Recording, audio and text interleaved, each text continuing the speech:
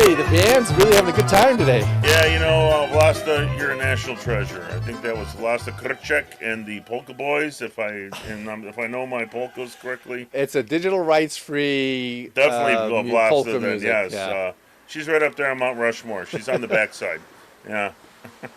So, this week, I thought, since it's my choice as to what we talk about, let's talk about Morton High School. I mean, that's probably more than one podcast, but we can maybe get started with that. Well, yes, we should lay the groundwork there. Both James and I matriculated there from 82 back to 78.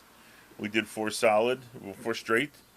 Back then we had Morton East and Morton West. It was two schools. Yes, and so my father went to Morton East. Well, that's Morton.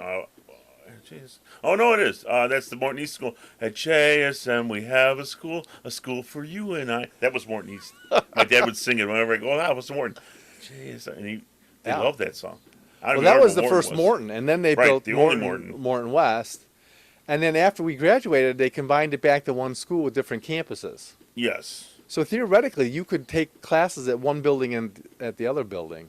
Is what I understand. Theoretically, unless you had a hovercraft to get between the two. I don't know. But they just had one sports team now. Yeah, and they're the Mustangs. They're not the Falcons anymore, right? Correct. Their colors are maroon. And honest to gosh, I don't know. It would have been so sad because I probably would have made the band. I probably would not have made the soccer team, and that would have been soul crushing. I probably wouldn't be the man that I am today. I was on swim team. And what do you think? Yeah. Yeah. Morton. We always beat Morton East in the swim meets. Right, that's what I'm saying. It's like football. That was our only win of the year. We would beat Morton East because they were. Yeah, but the marching band was both schools. It was, but if you only had one band, in theory there would be tryouts. Theoretically, there might be. Well, I guess it's what the symphonic band was, wasn't it? The symphonic orchestra. I guess that was all. It was combined. There was no auditions though for. They just had it orchestra twice as big.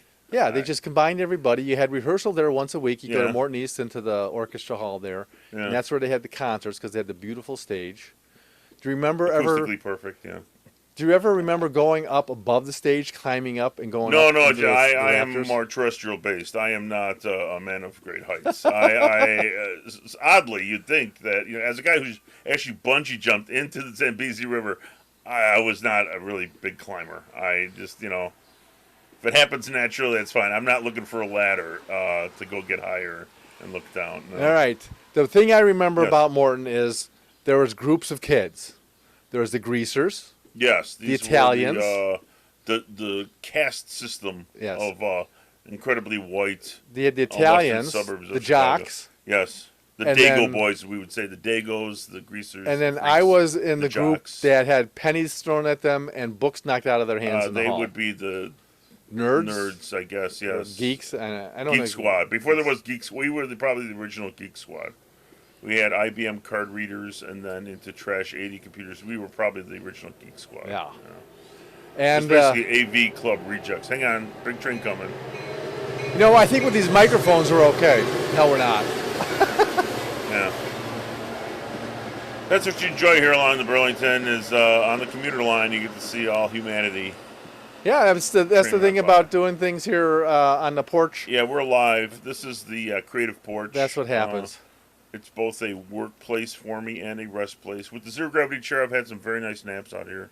Now, I probably made a couple bucks picking up pennies in the hall. Well, yeah. See, here's the thing, kids. When somebody throws pennies at you, you're not supposed to pick them up. No, and that will get you into more trouble. Would pick them up. A Chalabala would not pick them up. But I got to tell you, no pennies thrown at me. Not the guy they threw pennies at. I think it was because I was a jock. I'm hanging out in D Hall. I had a locker in D Hall with the other jocks, and I think that gave me a pass. Now, technically, I was a jock. I was on swim team. I had but apparently that didn't count. No. I don't know. The transitive property should have protected young Jim and young Rich, but yet. No. It was probably their GPAs, people. It's probably like geekiness plus GPA equals pennies. So I had the geekiness. I didn't have the GPA. So they said, no, he's going to end up over here with the, the freaks. He's not going to be a greaser. He has a shot for Yeah. freaks or a jock, but that's about it. Those are my. All right. Now, I remember this woman. She was the cashier. That's where you get your bus pass. Do you remember this lady who was sitting in the Yeah. main hall on the Yeah. first floor? And she had this mole on her chin with a hair Hairs growing coming out of it, Oh, yes. God. I just It- hated going up to her because I'd have to stare at that mole. And see, back then, that I'm sure there was some sort of procedure to remove such thing, but it probably cost $10. And Yeah, she says, 20, no, 10, it's a 20 beauty bucks. mark. Yeah. it And was a beauty yes, mark. it did set her off beautifully. If she'd have just pulled those hairs out of that mole, I could have gone through high school less traumatized. Yeah, I tried not to. I think you had to get the bus pass. Do you have to get monthly, or do you have to get it? You know what? I did the bus pass for like the first year, and then I walked. Oh, see, I had the bus pass all 4 years. I don't remember having to go get it from her. There must have been some other place. Oh, To get okay. it. I thought that's where I got the bus pass. I don't know. All I remember is my freshman year. I think it was freshman year. I'm in biology class, and Miss Ripple Tilley, first divorcee, remarried. She was a big, huge fan of recycling, and she came up with this plan whereby you could increase your grade a letter for delivering 100 pounds of paper. So I mentioned That is a great idea. so I mentioned to my father that I said, Dad, I'm rocking a C if I can, and but a C plus 200 pounds makes your Yes, son you an did. A student. Wait, you could go up 2 grades with 200 pounds? You got it. No way. You got it, brother. So my father looked at me and goes, "You're telling me 200 pounds of paper makes you an A student?" Yes, it does, Father. I'll drive. And because we were major paper recyclers in the alley, and literally every sheet brought me closer to the day. But the amazing part was that halfway through, I believe, second semester, Well, train again. train's coming through, halfway through second semester, I left my biology book in the cafeteria after lunch. And honest to God, I was freaking out. I didn't know what to do. I had no frame of reference, so I went to class for over 2 months without a book. Because I said, I don't know. That's. I'd have to go to my you need parents to ask, because I had to go to my parents and ask for money to get a new book, which is not something I would do and survive. You need to tell a teacher. Correct, but I went with the silent treatment, and then somebody mentioned, just in passing, like, hey, we've got this lost book depository, and after 7 weeks, I just walk over there, and there's my book. Could have had it the same day, but for 7 weeks, I had no biology book, so I literally wrote down everything she said in class onto the notebook. That was my book. Wow. There's no restudying, and then again, I was rocking that C whether I had a book or not, and then 200 pounds of paper. I'm an A student, so So you got your A. I got my A. Wow. Now my Wish I would have economics teacher had a very similar thing. If you cut coupons out of the newspaper, and I think it was Give them to $100 her. worth of coupons, I then gave you it to her. could increase your grade. And I was an A student, so I didn't need to do that. But for some reason, I don't know if it was a test or I didn't turn in a project on time. I had to cut $100 worth of coupons out. And then give them to her? To him. It was the guy, he would wear the 3-piece suit. I forget his name. He always wore a suit to school every day. Oh, man, I can't remember his name. So what? This guy was a coupon clipper, and he got the kids to clip the coupons? No, he just wanted you to appreciate the coupons, I guess. That was his But his you thing. didn't get to keep the coupons. You had to turn them in, right? You had to turn them in, and that was his thing. I don't know if it was a punishment or a reward That's what or I'm saying. He's some probably life one of lesson. these super coupon people that lashes 5 carts together, goes Yeah, to Jewel and maybe. says, "Guys, I'll have 65 bars Maybe. of soap. Thank you. I have a coupon for that." Maybe. Yeah. But sometimes there'd be some coupons that were like $1 off or $2 off. I made sure I got those in there. Yeah. Less clipping. No, I didn't have that class, Jim. Sadly. No, I had a Could've lot. been I had a Could've lot been of dominant. classes with Dave. Yeah, I had A lot no of classes with I had Jeff. No classes with Dave. None. Yeah. Zero was the Now, number. did you do any of the shop classes? Yes. I have many horror stories about shop class at J. Sterling Morton West High School. We had a teacher who had a bit of an alcohol problem, and in woodshop. A teacher with an alcohol problem Yeah, teaching and actually woodshop. taught driver's ed. So wrap your noggin around that. the kids weren't drunk driving, the teacher was. So the kid's driving. If we got pulled over by the cops, don't have to worry about the kid passing a breathalyzer, but don't give the tube to your teacher because he's gonna be blowing 80 proof. Yes, and so Mr. Fuson, I'm in wood shop with the guy, and in every class, here we go, short train. And so every when you're working in wood shop, every tool had its own like lesson. You had to learn how a lathe works, learn what the rules are of the lathe. You have to pass a test, and only when you get like whatever 90% on the test do you get to actually use the lathe. Okay. Well, we'd be in class like, studying real hard, and then Mr. Fuson, hey boys, I gotta go check the tools. And he'd look over there, blah, blah, blah, blah, blah, blah, blah, and he's emptying a fifth, out of some locker into his gullet, and comes in, okay, boys, let's go to the class. Totally forgetting that we're supposed to, like, take a test and pass. He just turned us loose on the tools. So I was in there with a lot of the greasers, and so I do remember the one guy, I think it was Rocco Giacobazzi, he was in class with us, and he went to the lathe, and there's like a stand that you put the stand like right near where the wood's spinning. Right. And the tool rest. You rest the tool on the stand. He doesn't even put a stand up. He just goes in with the gouge. Oh, Patink, and it goes into the ceiling, and that gouge was in there about 4 inches into the ceiling tile. It would have been 4 inches into anybody. Like, that thing came out at a high speed, and we're all standing there. Time to go, because obviously you're missing a tool now, and nobody wants to look up because this thing can fall down and then kill somebody. Like, gotta get away from this tool. And every tool, no matter what it was, because Fuson had taught so long, had a horror story. So you're by the planer, where you board through a thickness planer, yeah.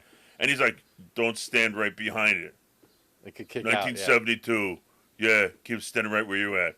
Hit a knot, came right through him. They said he had to eat soft foods for the rest of his life. They saved his life.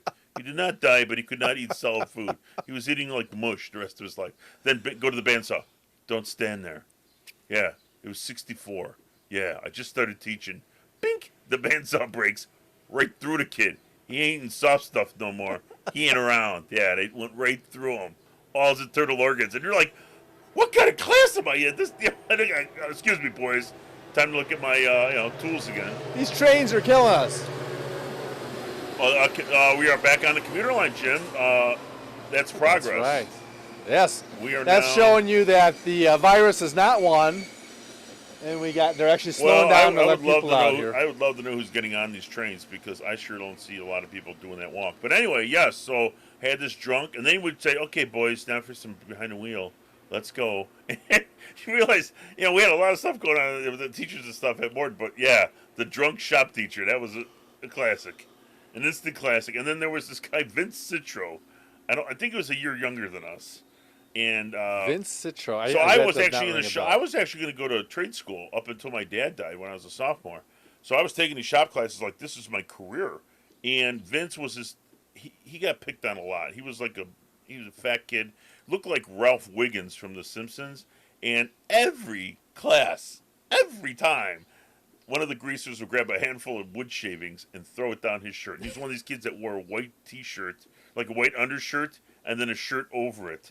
So every time he's got wood shavings down the back, takes off the shirt, takes off the undershirt to shake it out, and then Fuson walks in. Every time the kid's got his shirt off. He's like, what is happening here?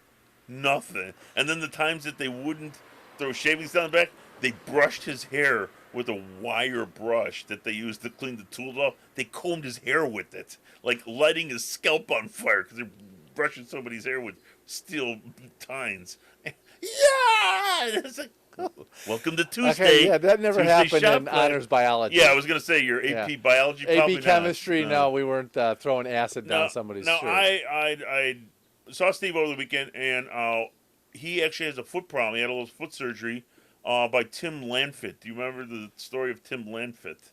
No. He was younger than us. He was a sax player in the band. No. I was not there for this. I just knew the nickname because when you get a good nickname, it never leaves you.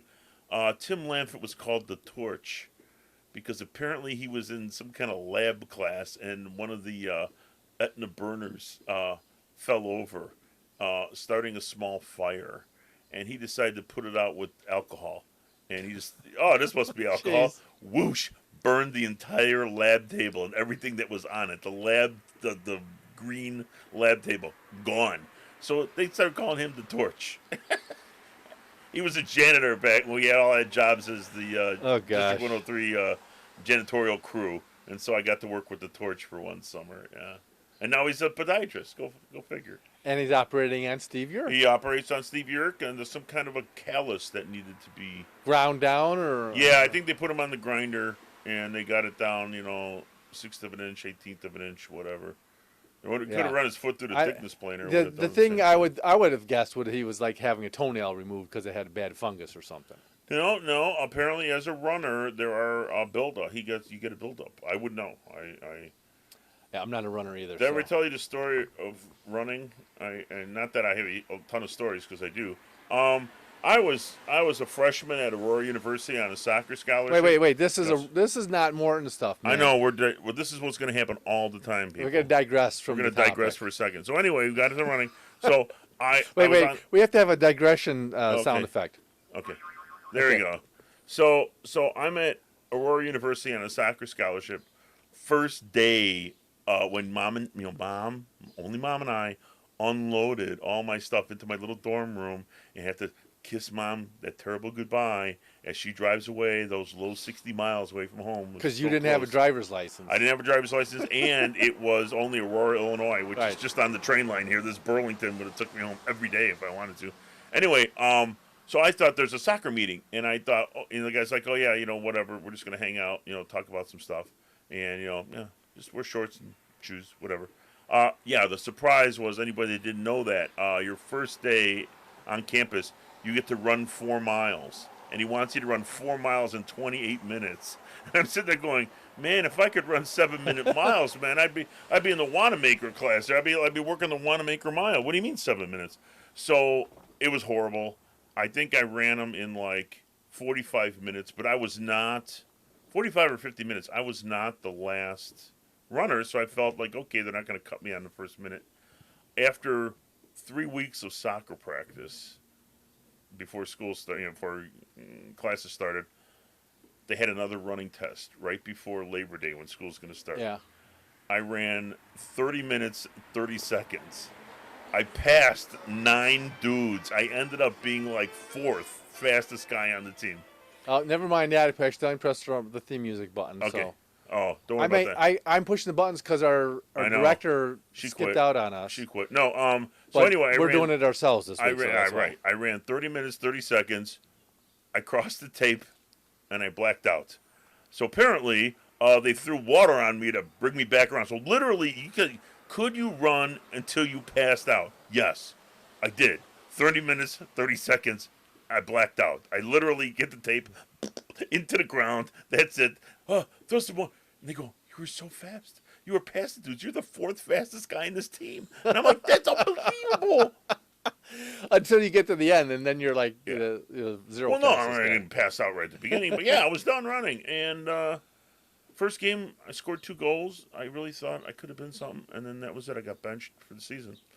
Really? Pretty much. Yeah, I mean, they'd put me out there. Wow. I had this weird thing, Joe. I would go to class. And apparently it was not known to me at that time, but that wasn't really required at Aurora University.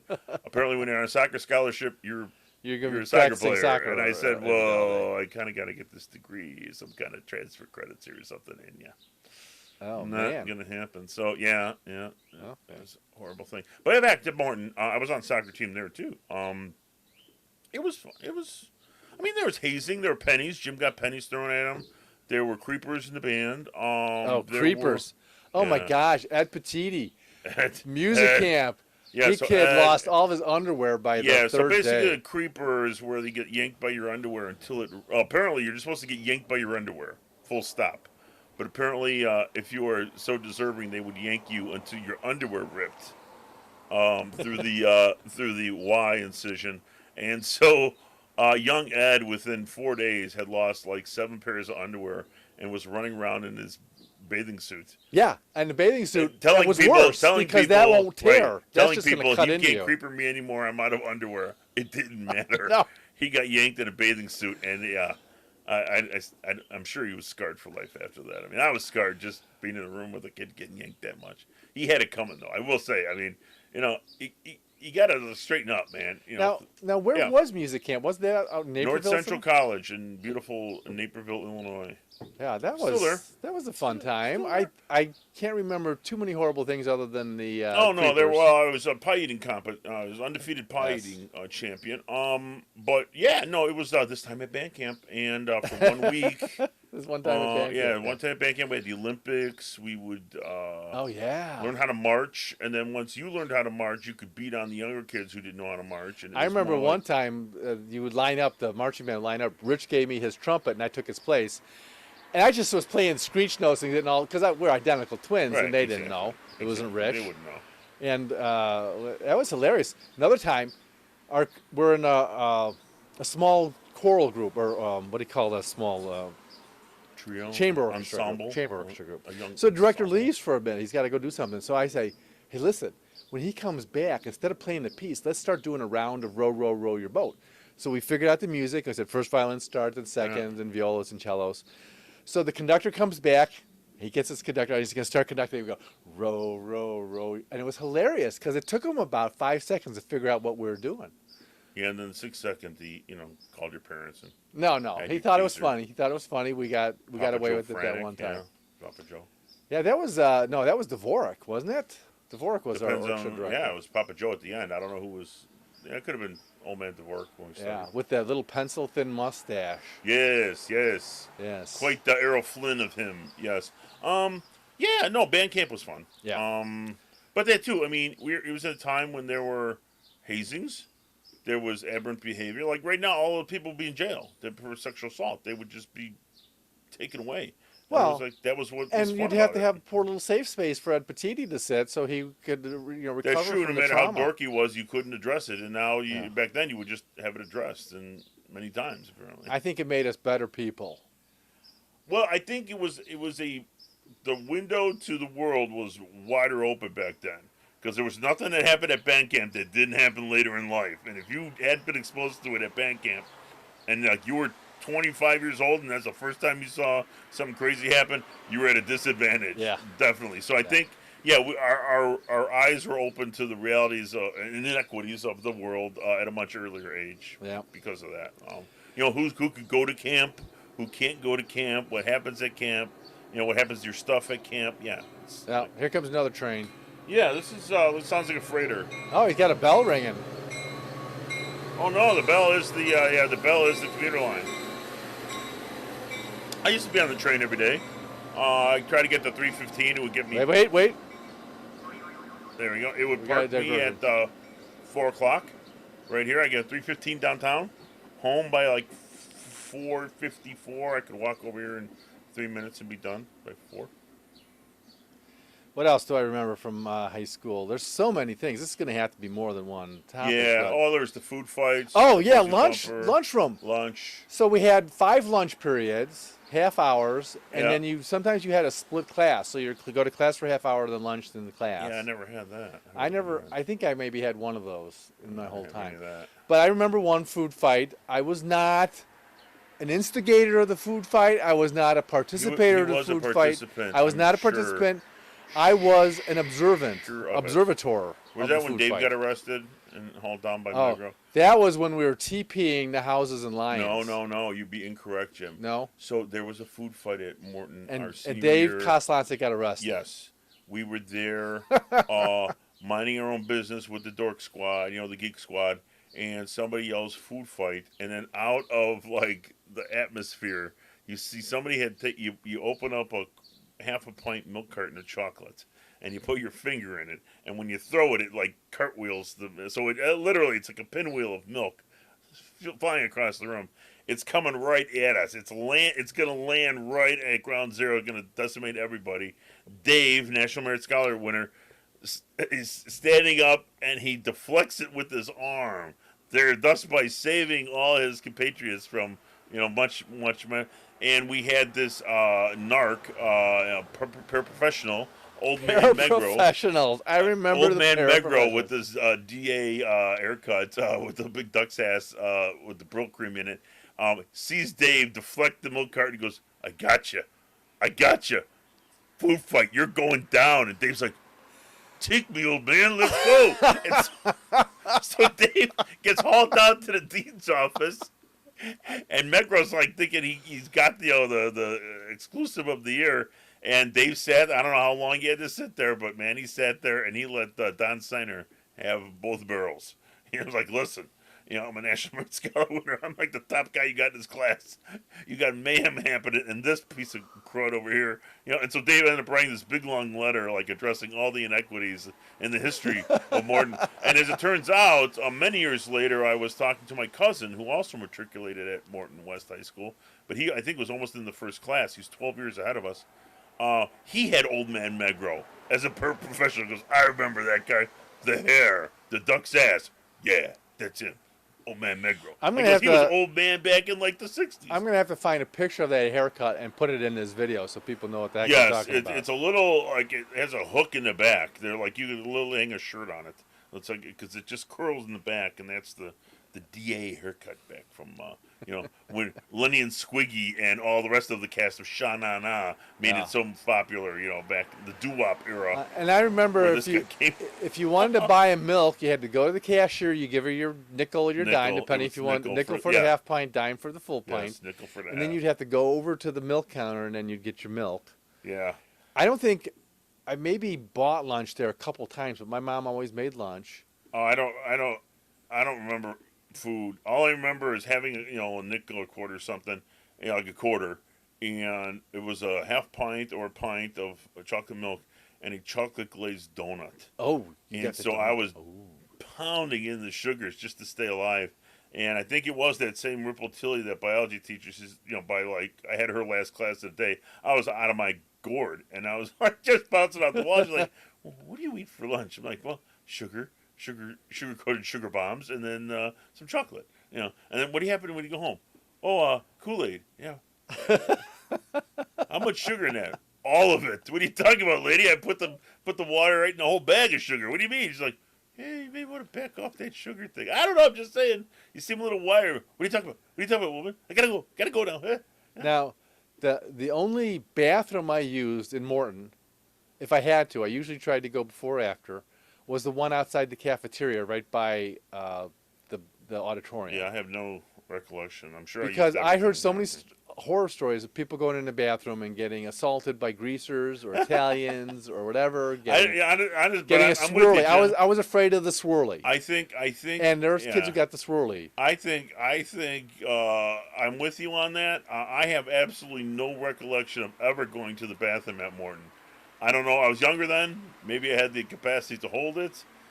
Going to the can, man, was not a huge list of my priorities. So I might have just held it. I have no, or either that or something in Well, if I went to swim practice, if I had to stay after school for swim practice, then I would use the bathroom because there would be no one else there. Or if I'm staying after school to work on the computer or something, then I have no bathroom memories. But yeah, I do remember it was mostly the kids are smoking and the greasers. Yeah, smoking. So Dave and I, one day, I believe it was our first day of high school, if memory serves right, we took the bus home, the Morton school bus, down.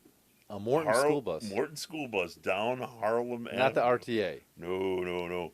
School bus. You show them the pass, and I want to say it was like a quarter, something like that. We get on the bus, and of course Dave and I, because we had done the band bus, for forever in grade school, we're up near the front. We were not like front row, which would have been optimal. We were like near the front, probably fourth or fifth row in. These kids in the back of the bus, as they would say, we're reviving the strawberry heavily. This cloud comes in, and up to the front of the bus, and the driver's like, hey, what are you kids doing back there? Well, yeah, they're smoking pot. They rip up the cushions on the seats. Those go out the window. Out the window. And the bus driver pulls it over to go to work, lay down some justice. These kids kick the back door of the school bus open, and they just run away. So here's this guy. He's missing seats out of his bus.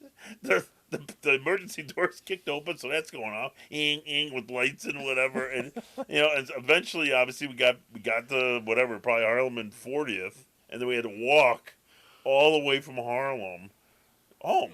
That's a good three-quarters of a mile. Right, so we realized that if the cost is the same, whether you get on the 312, which was the Ogden Avenue, or the Park Avenue bus, yeah.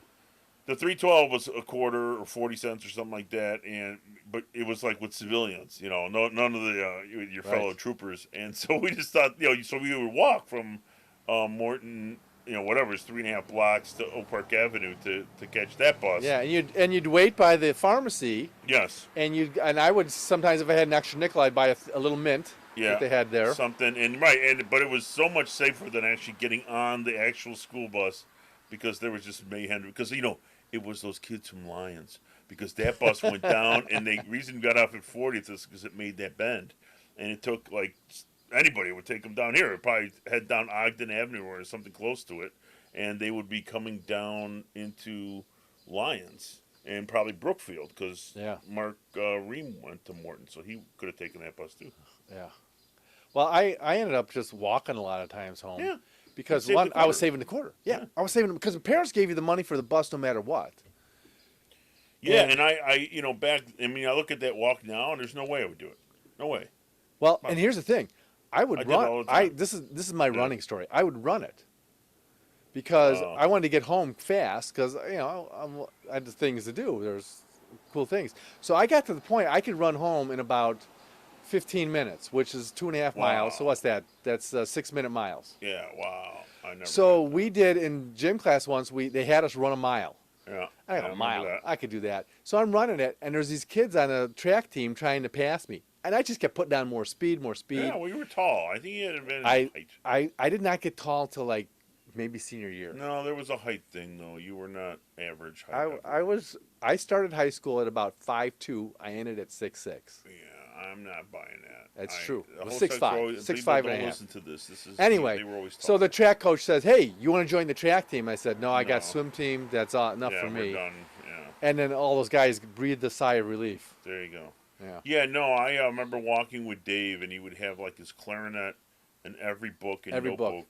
He'd be lugging that in front of himself the whole way home. So you'd think he would be the guy in ripping shape. Oh yeah, he had to carry that load of it. I'm walking with maybe a notebook, and it was you let Dave run without his books, man. He could tear. I bet he was really. I don't think he was. I think for whatever reason, it defied logic. He was a little chunkier then.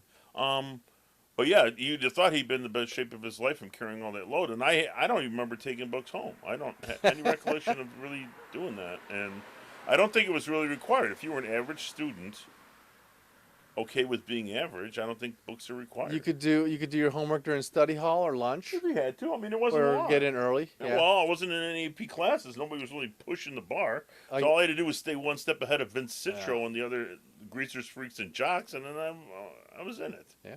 Which is basically your curve, right? It's your GPA curve.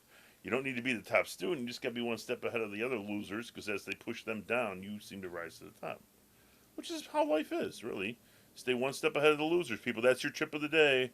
Stay one step ahead of the losers. One step ahead. All right. I think that's a good place to end it for today. Yes, that's your word to live by, people. We'll do this again next week, and as always, thank you to our sponsors, Dove Face Cream and fin and tail rots over at the pet store for all your fin and tail rot